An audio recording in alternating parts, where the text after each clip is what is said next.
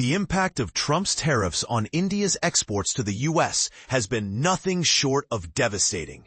A recent plunge of 20% in September and nearly 40% over the last 4 months has left India's largest foreign market reeling. But here's where it gets controversial.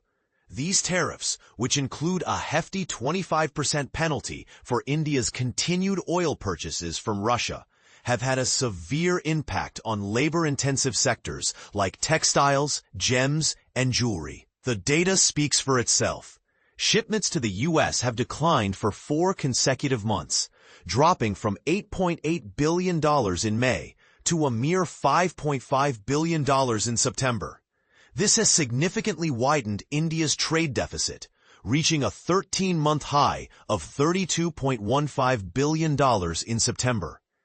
While some of the reduction in exports to the U.S. has been offset by improved trade with countries like the UAE and China, the overall impact on India's economy is undeniable. Trade negotiations between the two countries are ongoing, with a potential deal on the horizon.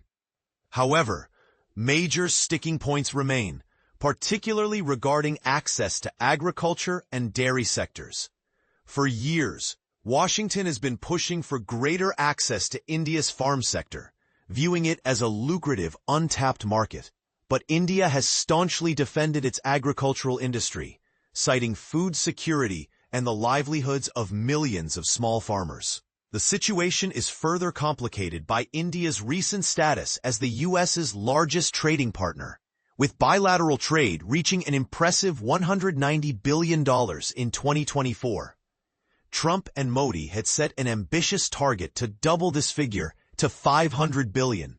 So, will India's exports to the U.S. recover, or will these tariffs continue to weigh heavily on their trade relationship? And what does this mean for the global economy? These are questions that remain to be answered. What are your thoughts on this complex issue? Feel free to share your opinions and insights in the comments below.